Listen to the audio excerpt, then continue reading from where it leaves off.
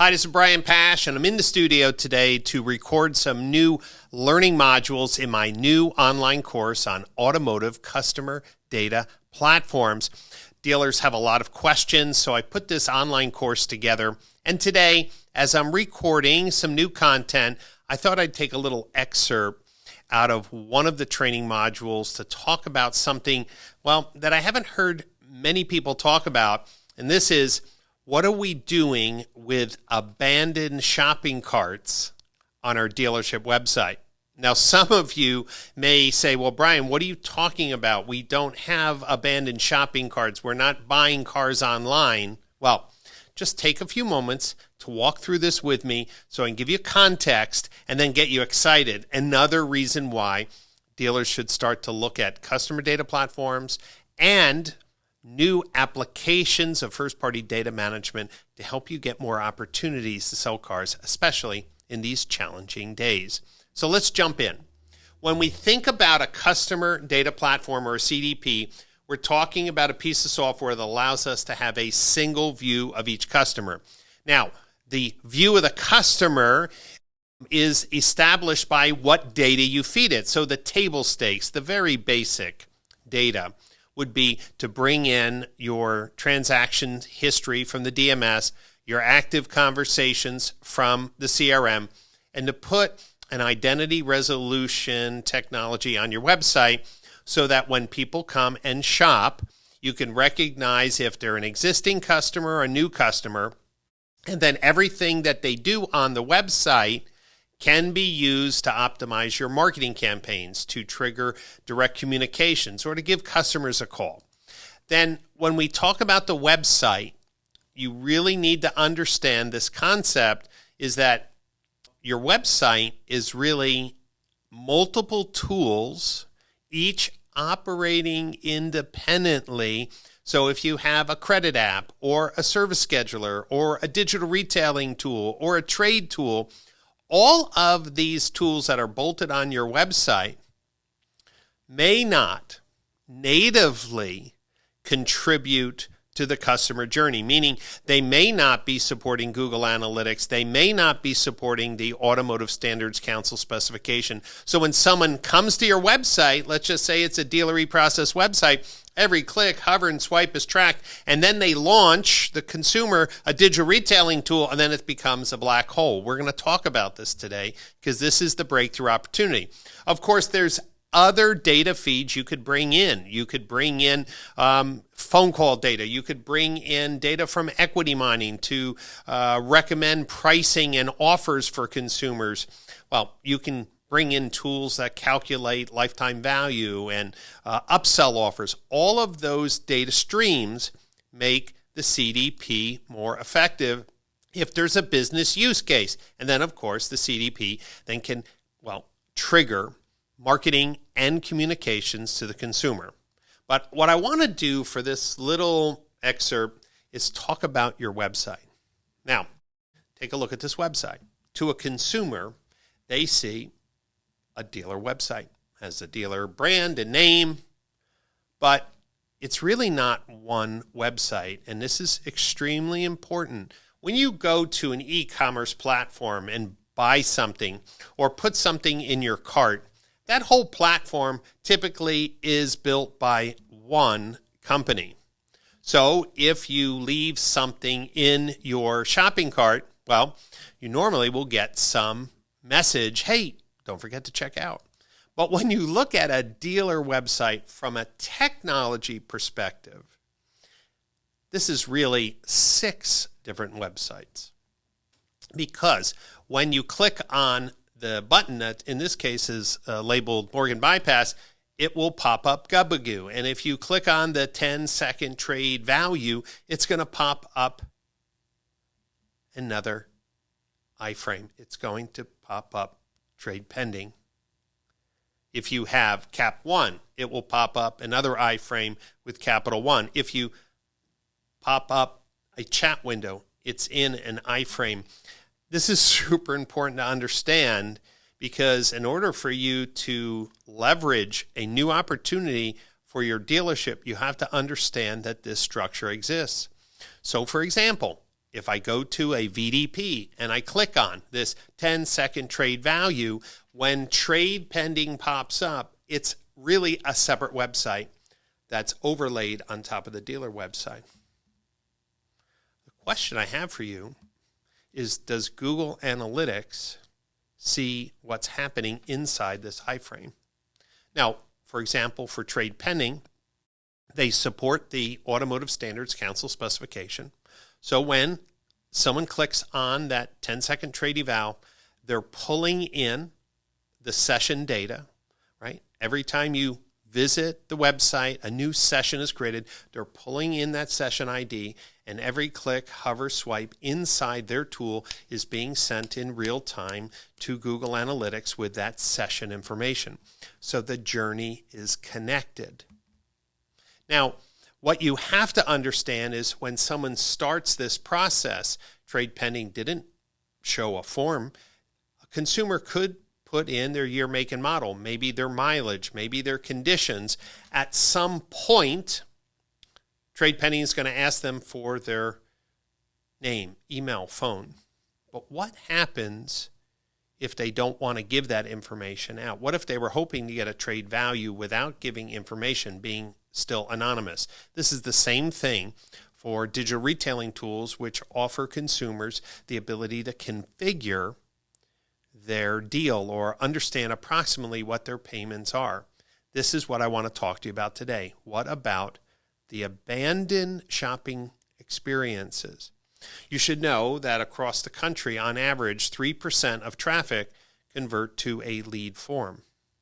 Factors higher of that, 3-4 times as many people start a form-based process or a shopping tool, but never provide their information. This provides a huge opportunity if you know who the customers are who are abandoning your shopping process. So remember, Google Analytics only handles web events. It's very important. So if somebody clicks on a phone number on your Google My Business page, Google Analytics doesn't see that.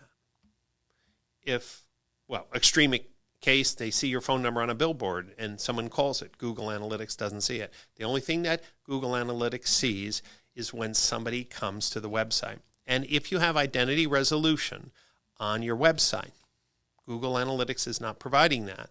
Identity resolution will be able to tell you, hey, this is an existing customer, or no, this is an anonymous customer. And in some cases, some identity resolution layers will give you information about people who are not your customers without even filling out a form. That being said, you should understand that the core website platform, Dealer Inspire, Dealer.com, Dealer On, Dealer eProcess, Team Velocity, their job, if they are supporting the Automotive Standards Council, is to send every click, hover, swipe in effective real time into GA4. And the good news is the major website companies that support automotive retail in the United States all support the ASC specification. But I told you it's not Dealer Inspire's job or Dealer On's job or Dealer eProcess job to get events from the tools that you bolt on from other companies. This is super important because, if you don't understand the problem, you can't take advantage of new ways to get more leads and opportunities to sell cars. So if you bolt on trade pending, if you bolt on CarNow, if you bolt on a couponing or incentive system like HookLogic, credit card offer, then it's super important. Look at that red line. It's super important that you ask them, hey, are you pulling in the session data? Are you pulling in my identity resolution tag, my digital ID for that shopper? Are you bringing it into your iframe, and then for every click, hover, and swipe inside your iframe, are you sending them into GA4 so the session isn't broken? Meaning someone comes to the website, they navigate, they come to a VDP, they click on that trade tool. Does the line of events continue during the trade process or the DR process or the chat process? Many dealers might be surprised how broken their website is. Some vendors will say to the dealer, oh, well, you never asked me to send events into GA4. You never provided me with the measurement ID. I'm just saying you need to do an inventory of the tools on your website because they should be sending in to GA4 every click, hover, and swipe for the same session. All of those events can also be ingested into your CDP. And this is important. So then the online journey that Google Analytics sees, every click, hover, and swipe through every tool, including service schedulers, can then be pushed into the CDP, which can activate advertising or communication. This is super important. You need to understand, you need to audit the tools on your website. That's why the Automotive Standards Council is so valuable, because instead of manually tagging all your websites and website tools, everyone can use the same naming convention. So have you looked in GA4 to see that you're getting conversions and events from your DR tool, from your chat tool, from your trade tool? I'm going to tell you that those events are not under your couch. They're either in the GA4 dashboard or they're not. So that's why it's important to make sure the partners that you choose to put tools on your website are supporting the ASC standard, and you should encourage them to be members. The AutomotiveStandardsCouncil.com is a website where you could download the spec yourself. We have a new update coming out next month, version 1.1, and there's a tremendous support from the automotive community, both dealers and technology companies, to support this spec. Remember, every click, hover, and swipe on a website, inside a chat tool, inside a trade tool, inside a digital retailing tool, inside a finance application, inside a service scheduler. And I'm really excited that MyKarma and the Reynolds Service Scheduler are now supporting ASC events. Also, Xtime supports ASC events. So why is this important? Because every click, hover, and swipe on your website can also be tagged with what we call parameters. These details about what they clicked on, what color it was, what position, or listen, what step they were in the trade process, or what step they were in the digital retailing workflow. Think about this. If we know every click, hover, and swipe and step that a consumer did on your website, wouldn't that allow us to know when an engaged shopper abandoned because we asked for their PII at the wrong time, according to them? Remember, this is super important. Every tool on your website needs to be sending events into GA4 with the same session ID of the main website. This is absolutely critical so we don't have any broken steps in the customer journey. Yes, when somebody fills out a lead form or chats and gives their information or calls and books an appointment, those are all conversions, and the great news is that they are tracked by department. But I'm talking about abandoned shopping carts. What happens when, listen, 70% of the people who start a trade process don't fill out the form. 70% of the people who are asking early on in a DR tool to give the information is not giving the information. So wouldn't we want to know who these other people are?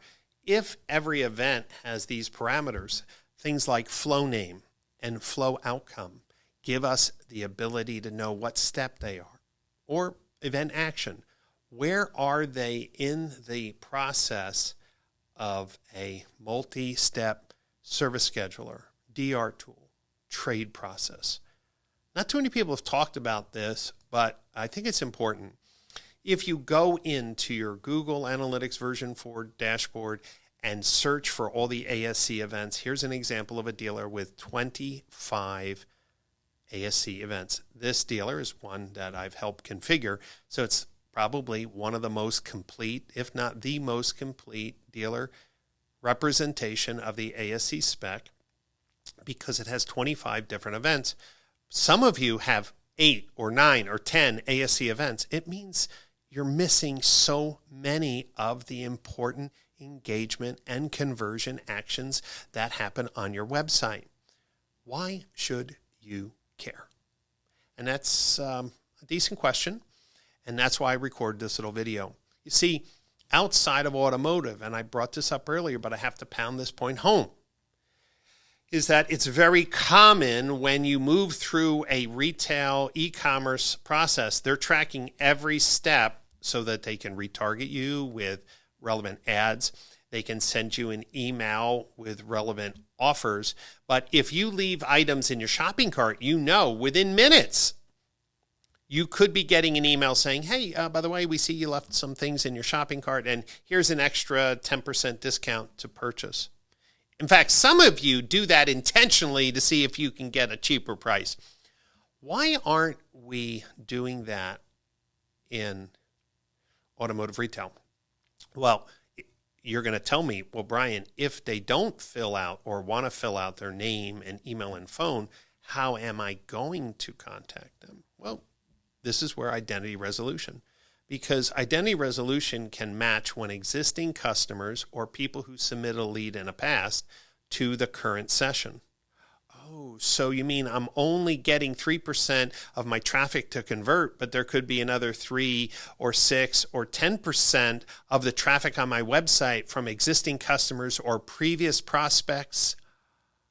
Oh, so when they go into that DR process and abandon it, if they go into that trade process and abandon it, if they go into the service scheduler and abandon it, hey, if it's one of your existing customers, wouldn't you want an event triggered in your CRM to have a service advisor just do a check-in and say, hi, this is Brian from Friendly Ford, and we're just checking in on all our customers. We haven't seen you in for service in a while. Is there anything we can do to help you? Oh, isn't that an elevated customer experience? So let's be specific. If you think of a funnel, people coming to your website and you have page views, page views, page views, and then somebody clicks on a button like the 10-second trade eval or schedule service. What happens next as that tool comes up is ASC retail process events start firing for each step. If you know how the vendor is throwing those events and parameters, you can create custom events in GA4. Like, hey, this was an engaged payment shopper. This was an engaged trade shopper. This was an engaged service shopper. So that if they don't get to the bottom and fill out the form, which represents those hard conversions on the left, you can put them in an audience for marketing, for communication, or even if it's a known customer, move them into a campaign to have the customer call in the BDC. Let's look at that trade example. This is just some real data. 2,400 VDP views. Ended up 87 people clicked that blue button, that 10-second trade. 44 of those people were very engaged with the tool, and 12 people filled out their information. The dealer, you today, are only seeing 12. And you say, oh, those are great 12 leads. But what about the 44 who were very engaged? They put in year, make, and model, maybe mileage, but when it came to your PII form, they decided, no, I'm not ready for that. If those were customers of yours or people who previously submitted a lead, wouldn't you want to reach out to them because they're back shopping? Wouldn't you want to know that they abandoned that process, maybe to avoid defection? Yes, maybe they will call. But what if they don't? This is the opportunity that we have. You can create these custom events in GA4 based on the ASC specification so that you can create audiences of shoppers who are engaged but don't convert. And the shoppers that are your customers, people who've transacted with you or submitted information in your CRM so you know their contact information. Do you understand how this could double, triple, or even quadruple the number of sales opportunities and service opportunities you have each month because you've implemented identity resolution? You have made sure your vendors are supporting that in GA4, and you can feed all this into a CDP that can trigger automatic communication and campaigning to reach those people. The key here is you need to see the entire customer journey. And when you can see the entire customer journey, you can do some really creative marketing. You can do what other industries do, the equivalent of the abandoned shopping cart. You can increase retention because you're going to know when your customers are back on your website, and you're going to know what they're doing so that phone call can be relevant and meaningful, or that email can be contextually enticing. I want you to keep in mind that I'm sharing this because I'm so passionate about the content that's coming up at the Digital Marketing Strategies Conference, June 2nd, 3rd, and 4th in Austin, Texas. When it comes to GA4, when it comes to CDPs, when it comes to identity resolution, when it comes to data hygiene, this is the conference where we're going to be tackling these important topics to give the education dealers need to make decisions. One of the workshops that I'll be doing with Dustin Lester from Dealer On and Colleen Harris from Ansira is to talk about GA4 reporting and data analysis.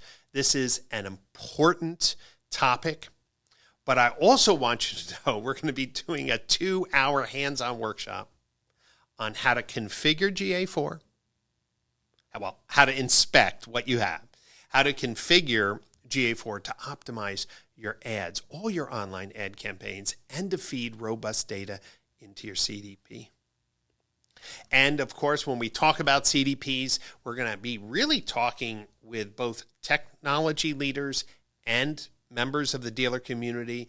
We're going to be tackling some of these topics like, what does a dealer want in a CDP partner? We have a panel discussion on that.